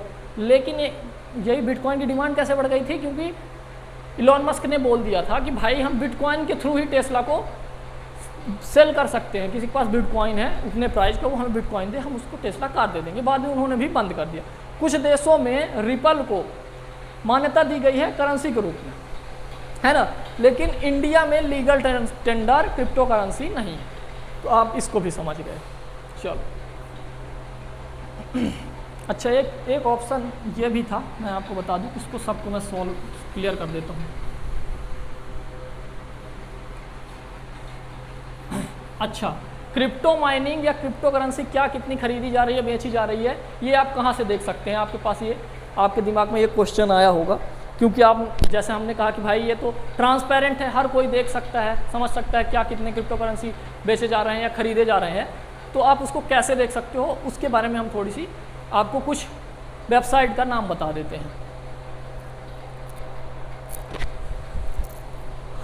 गर्मी है यार, चलो फिर भी अभी तक तो कवर कर देता हूँ।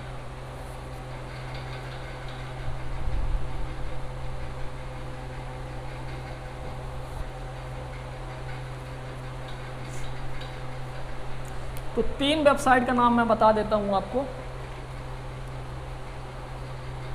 3 वेबसाइट का नाम बता देता हूँ। सबसे पहला अबे सम माइनर्स,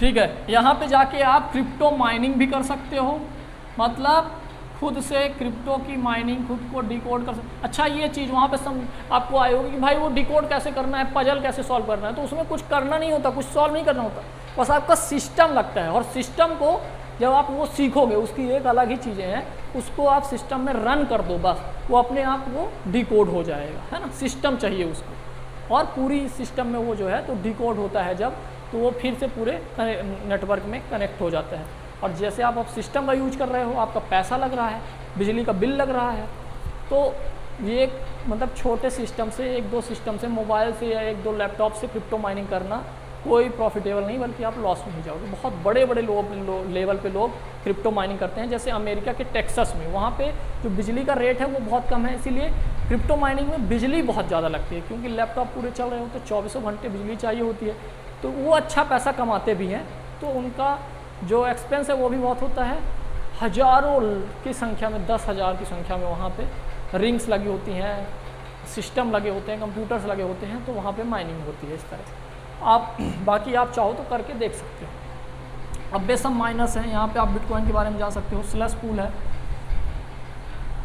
स्लश पूल है, ये वेबसाइट है, मैं आपको बता दूँ। नाइस हैश है, नाइस हैश। तो ये 3 वेबसाइट में फ़िलहाल आपको बता रहा हूँ, जहाँ से आप जाके क्रिप्टो के बारे में देख सकते हैं, ठीक है। तो ये भी मैंने आपको बता दिया। अब हम आपको बता दें डायरेक्ट कि इसके एडवांटेज और डिसएडवांटेज क्या है। भाई हमने तो ये पूरा सब कवर कर दिया, अब आपको ये भी जानना चाहिए इसके एडवांटेज और डिसएडवांटेज क्या है।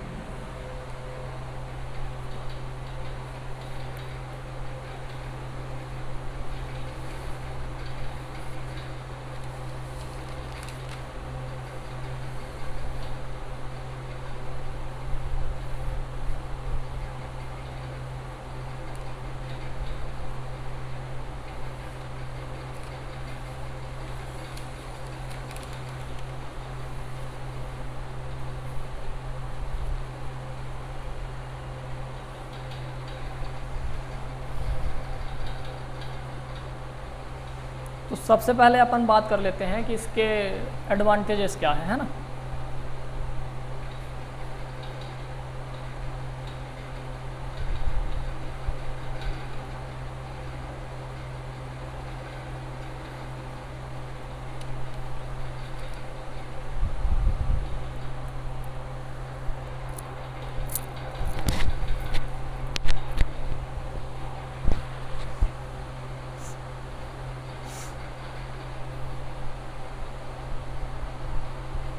तो मैं आपको बता दूं कि वैसे तो इसके कुछ खास फ़ायदे नहीं हैं, क्योंकि रिस्क बहुत ज़्यादा है, तो रिस्क के सामने फ़ायदे बहुत कम दिखने लगते हैं। सबसे पहले तो ये समझ लो कि इसमें कोई मीडिएटर नहीं होता है ना। यहाँ से आप पैसे भेजे और यहाँ पहुँच गए, कुछ भी नहीं। दूसरा, ट्रांजैक्शन फीस, ट्रांजैक्शन जो फीस होती है वो बहुत कम होती है, बहुत कम फीस लगती है ना ट्रांजैक्शन करने में। तीसरा, आप वर्ल्ड के कहीं भी, वर्ल्ड में कहीं भी आप इस करेंसी को एक जगह से दूसरे जगह ट्रांसफ़र कर सकते हो, ठीक, आसानी से। चौथा, इसका प्राइस हर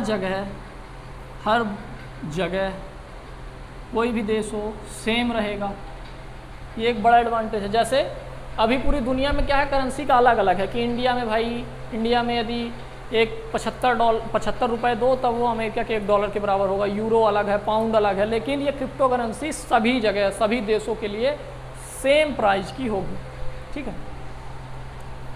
ये इसमें कितना भी पैसा ट्रांसफ़र करो, कितना भी बिटकॉइन, कितने भी प्राइस का बिटकॉइन ट्रांसफ़र करो, कोई इशू नहीं होने वाला है, कोई टैक्स नहीं लगने वाला है कि इधर से एक जगह से दूसरी जगह ट्रांसफ़र कर सकते हो। चौथा, कौन ट्रांसफ़र कर रहा है और किसके पास जा रहा है ये बिल्कुल दिखता ही नहीं है, तो कोई सिक्योरिटी बहुत ज़्यादा सामने वाले व्यक्ति को मिल जाती है, जिससे इनलीगल एक्टिविटी भी बहुत ज़्यादा होती है। तो एक ये प्रॉफिट हो गया है ना। तो इनलीगल एक्टिविटी हो रही है लेकिन लोगों को प्रॉफिट है उससे, है ना। और देख लेते हैं।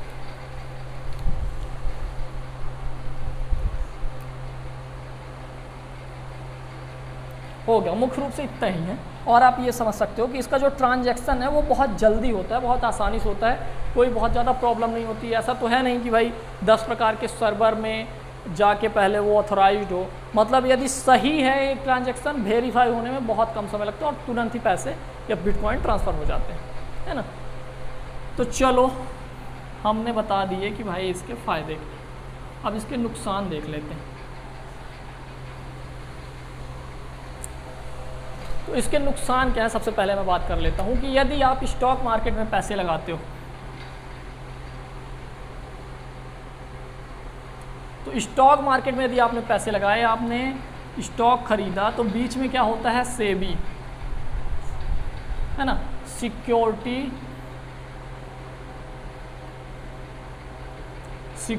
एक्सचेंज बोर्ड ऑफ इंडिया, ये बीच में होता है जो सारी चीज़ों को देखता है। पहले ये भी नहीं होता था, लेकिन अब तो स्टॉक और म्यूचुअल फंड खरीदना बहुत आसान हो गया, बहुत ज़्यादा सेफ माने जाने लगा, लोग सेफ मानने लगे कि भाई सेबी है, सेबी के द्वारा सारी चीज़ें कंट्रोल की जा रही हैं, गवर्नमेंट के द्वारा कंट्रोल की जा रही हैं।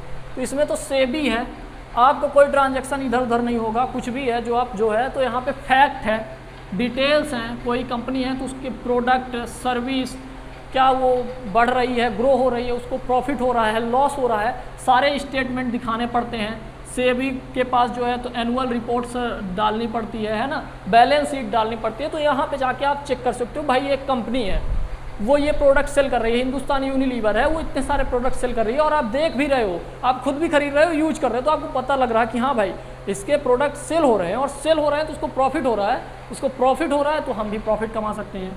तो यहाँ पे पैसे जाने के जो है चांसेस बहुत कम होते हैं, जाते तो हैं बहुत कम होते हैं। मतलब मार्केट यदि पूरा डाउन गया तो वो फिर ऊपर भी आता है। लेकिन क्रिप्टो करेंसी के केस में इसको कोई डायरेक्ट हैंडल नहीं कर रहा, कुछ क्रिप्टो करेंसी के केस में कोई डायरेक्ट हैंडल नहीं कर रहा, तो इसका प्राइस कब कम हो जाए कब ज़्यादा हो जाए। मान लो 10 साल तक आपने वेट किया, आपने 5 लाख रुपए लगाए क्रिप्टो करेंसी में 10 साल के लिए, अब 10 साल तक में वो 5 लाख 50 लाख हो गए। लेकिन 11वें साल कुछ ऐसी बात आ गई कि भाई ये क्रिप्टो करेंसी बैन होने वाली है, इसका कोई बेस नहीं है, तो वही 50 लाख गिर के आपके 2 लाख हो गए। तो 10 साल बर्बाद, पैसा भी बर्बाद। तो ये एक बहुत बड़ा रिस्क होता है जिसका कोई बेस नहीं है इसमें अभी भी, है ना। क्योंकि लोग खरीद, डिमांड पे है, डिमांड बढ़ रही है तो बढ़ रहा है, डिमांड घटेगी कोई यूज नहीं रह जाएगा, लीगल टेंडर होता है या नहीं होता है उस हिसाब से ये चलता बढ़ता रहेगा, ठीक है।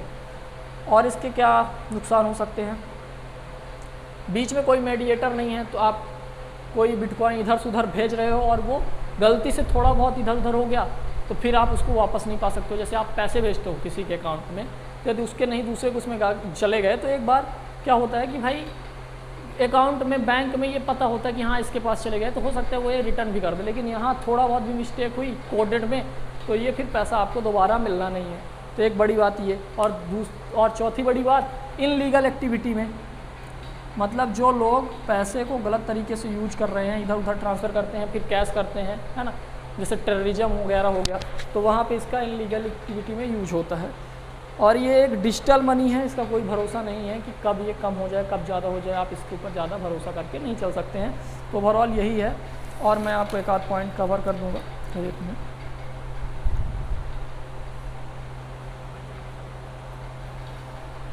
है ना, एक पॉइंट ये है कि बहुत सारे छोटे छोटे होते हैं, जैसे डॉज कॉइन हो गया, तो ये जो बड़े बड़े इलॉन मस्क जैसे लोग हैं वो इसको मैनिपुलेट कर सकते हैं, जब चाहे प्राइस बढ़ाएं और जब चाहे प्राइस घटा सकते हैं। तो ओवरऑल ये था पूरा क्रिप्टो करेंसी का चैप्टर, और आई थिंक जितने भी तरीके से मैंने हो सका, जितना बेहतर हो सका उस बेहतर तरीके से मैंने आपको बताया है। तो यही है आपका फ़ायदा, यही है ओवरऑल। इस वीडियो को पूरा यदि आपने वॉच किया होगा तो आप इन डेप्थ सही तरीके से समझ गए होंगे कि बिटकॉइन क्या है, क्रिप्टो करेंसी क्या है, ब्लॉकचेन टेक्नोलॉजी क्या है, लीगल टेंडर क्या है, माइनिंग क्या है, माइनर्स क्या है ना, क्रिप्टो माइनिंग क्या है। तो वो सारी चीज़ें मैंने आपको डिटेल में इन डेप्थ जाके बता दी है। तो इस वीडियो में इतना ही, मिलते हैं किसी और वीडियो में जिसमें हम आपको कोई और अच्छा टॉपिक बहुत डेप्थ से कवर कर रहे होंगे। So thank you. यही कहूँगा कि यदि चैनल को अभी तक सब्सक्राइब नहीं किया हो तो चैनल को जरूर सब्सक्राइब कर लो, और वीडियो अच्छा लगा हो तो वीडियो को लाइक ज़रूर कर देना।